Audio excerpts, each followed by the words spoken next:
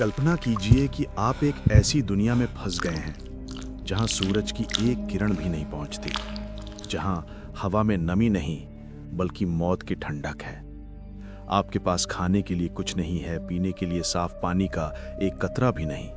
भूख आपके पेट में आग की तरह जल रही है। ऐसे में आप अपनी जान बचाने के लिए क्या करेंगे?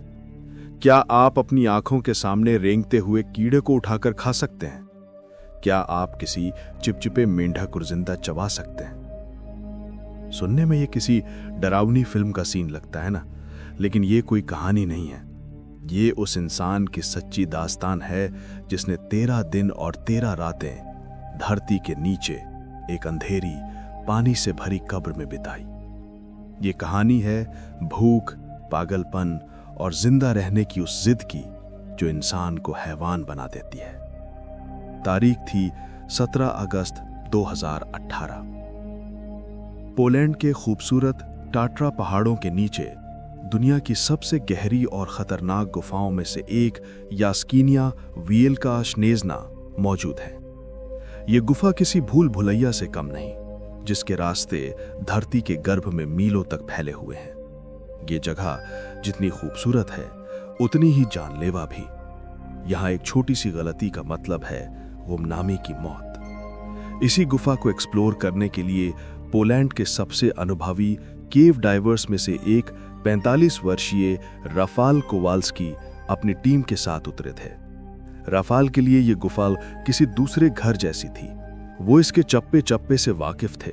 उनका मिशन था गुफा के उन हिस्सों का नक्शा तैयार करना जहां आज तक कोई इंसान नहीं पहुंच पाया था। सब कुछ प्लान के मुताबिक चल रहा था। टीम के सदस्य एक दूसरे से जुड़े हुए थे और गहरे पानी के नीचे अपने रास्ते बना रहे थे, लेकिन धरती के नीचे कब क्या हो जाए कोई नहीं जानता। अचानक गुफा के ऊपरी हिस्से से पानी का एक सैलाब टूट पड़ा। कुछ ही पलों में शांत पानी एक हिंसक नदी में बदल गया। पानी का बहाव इतना तेज था कि उसने राफाल को उसकी टीम से अलग कर दिया और उसे गुफा के एक अनजान संकरे रास्ते में धकेल दिया। जब तक वो कुछ समझ पाते तब तक बहुत देर हो चुकी थी। जिस रास्ते से वो आए थे वो अब पत्थरों और मलबे से बंद हो चुका था। राफाल एक छोटे से एयर पॉकेट में फंस चुके थे, यानी एक ऐसी जगह जहां पानी के ऊपर थोड़ी सी हवा थी। उन्होंने अपनी टॉर्च जलाई, लेकिन रोशनी कुछ फुट से आगे नहीं जा पा रही थी। चारों तरफ सिर्फ चट्टानें और बर्फीला पानी था। उन्होंने अपनी टीम को आवाज लगाई, लेकिन उनकी आवाज दीवारों से टकराकर दम तोड़ रही थी। उस पल राफाल को एहसास हो गया कि वो अकेले हैं। धरती से हजारों फीट नीचे एक ऐसी जगह जहां मदद का पहुंचना लगभग नामुमकिन था। उनकी टॉर्च की बैटरी धीरे धीरे खत्म हो रही थी और उसके साथ ही खत्म हो रही थी उनकी उम्मीद। कुछ ही घंटों में उनकी टॉर्च ने आखिरी बार झपकी ली और हमेशा के लिए बुझ गई। अब उनकी दुनिया में सिर्फ 2 चीजें बची थीं, पत्थर की दीवारें और कान फाड़ देने वाला सन्नाटा। अंधेरा, ऐसा अंधेरा जो सिर्फ रोशनी की कमी नहीं थी बल्कि एक ठोस एहसास था। एक ऐसा स्याह अंधेरा जो आपकी आंखों को नहीं, आपकी आत्मा को अंधा कर दे। राफाल ने अपनी जिंदगी में कभी ऐसे अंधेरे का अनुभव नहीं किया था। उन्होंने अपनी आंखें खोलीं या बंद की, कोई फर्क नहीं पड़ता था। हर तरफ सिर्फ वही कालापन था। पहले कुछ घंटे उन्होंने खुद को शांत रखने की कोशिश की। वो एक प्रोफेशनल थे, उन्हें पता था कि पैनिक करना मौत को दावत देना है। उन्होंने सोचा, मेरी टीम मुझे ढूंढ लेगी, उन्हें पता है मैं कहां हूं, बस कुछ घंटे और। ये सोचकर उन्होंने अपने पास मौजूद चीजों का जायजा लिया। एक डैमेज्ड हेलमेट, डाइविंग सूट जो उन्हें ठंड से बचा रहा था, और ऑक्सीजन सिलेंडर जिसमें कुछ ही घंटों की हवा बची थी। उन्होंने ऑक्सीजन का इस्तेमाल कम से कम करने का फैसला किया ताकि वो ज्यादा देर तक टिक सकें। वक्त बीतता गया, घंटे दिनों जैसे लगने लगे। बाहर की दुनिया में क्या हो रहा है, दिन है या रात, इसका कोई अंदाजा नहीं था। उनका सबसे बड़ा दुश्मन अब अंधेरा नहीं बल्कि उनका अपना दिमाग था। उस सन्नाटे में उन्हें अजीबोगरीब आवाजें सुनाई देने लगीं, कभी उन्हें अपनी पत्नी की आवाज़ सुनाई देती तो कभी अपने बच्चों के हंसने की। वो जानते थे कि ये सब उनके दिमाग का खेल है, लेकिन उस अकेलेपन में उन आवाज़ों को सच मानने से खुद को रोकना नामुमकिन था। लेकिन दिमाग के वहम से पहले शरीर की ज़रूरतें उसे तोड़ रही थीं। सबसे पहले प्यास ने उन पर हमला किया। उनका गला रेत की तरह सूख रहा था। उन्होंने अपने चारों तरफ दीवारों को टटोलना शुरू किया। किस्मत से उन्हें एक जगह चट्टान से रिश्ता हुआ पानी महसूस हुआ। उन्होंने अपने होंठ उस दीवार से लगा दिए और उन गंदी खनिज से भरी बूंदों को अमृत की तरह पीने लगे। वो पानी साफ नहीं था, लेकिन ये जिंदगी थी। प्यास बुझाने के बाद भूख ने अपना असली रूप दिखाया। उनके पेट में मरोड़ उठने लगी। उनके पास खाने का एक दाना भी नहीं था। पहले 2 दिन उन्होंने बस पानी के सहारे निकाले, इस उम्मीद में कि रेस्क्यू टीम आ जाएगी। लेकिन जब कोई नहीं आया तो उन्हें समझ आ गया कि अगर जिंदा रहना है तो कुछ करना होगा। उन्हें वो करना होगा जो उन्होंने कभी सपने में भी नहीं सोचा था। उन्हें अब एक इंसान नहीं, एक जानवर बनना था। एक ऐसा जानवर जो इस पत्थर के ताबूत में जीना सीख ले। उन्होंने अंधेरे में अपने हाथों से जमीन और दीवारों को टटोलना शुरू किया। वो किसी भी ऐसी चीज की तलाश में थे जो हिलती हो, जिसमें जान हो। उस अंतहीन अंधेरे में राफाल का हाथ किसी नर्म चिपचिपी चीज से टकराया। वो एक मेंढक था। एक पल के लिए उनके मन में घिन आई, लेकिन दूसरे ही पल उनके पेट की आग ने उस घिन को जलाकर राख कर दिया। उन्होंने उस मेंढक को कसकर पकड़ा। उन्हें पता था कि अगर जिंदा रहना है तो यही उनका भोजन है। उन्होंने अपनी आंखें बंद की और उस जिंदा तड़पते हुए जीव को अपने मुंह में डाल लिया। पहला निवाला किसी जहर जैसा था। उनके शरीर ने उसे बाहर फेंकने की कोशिश की, लेकिन राफाल ने जबरदस्ती उसे निगल लिया।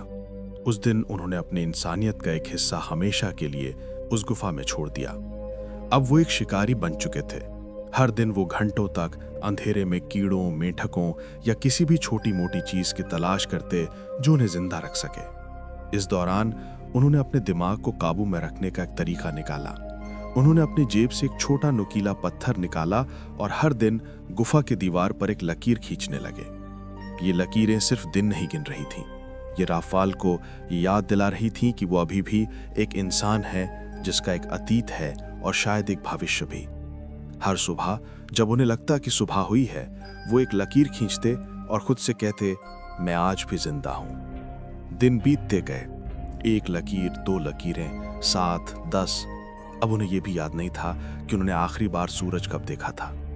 उनका शरीर कमजोर हो रहा था, लेकिन उनकी जीने की इच्छा शक्ति और मजबूत होती जा रही थी। सेंसरी डेप्रिवेशन यानी किसी भी इंद्रिय का काम ना करना उन्हें पागलपन की हद तक ले जा रहा था। उन्हें अक्सर महसूस होता कि गुफा की दीवारें उन पर गिर रही हैं या पानी का स्तर बढ़ रहा है। वो घंटों तक खुद से बातें करते ताकि अपनी आवाज सुनकर उन्हें यकीन हो कि वो सच में मौजूद हैं। उन्होंने 13वीं लकीर खींची। 13 दिन। अब उनकी सारी उम्मीदें दम तोड़ चुकी थीं।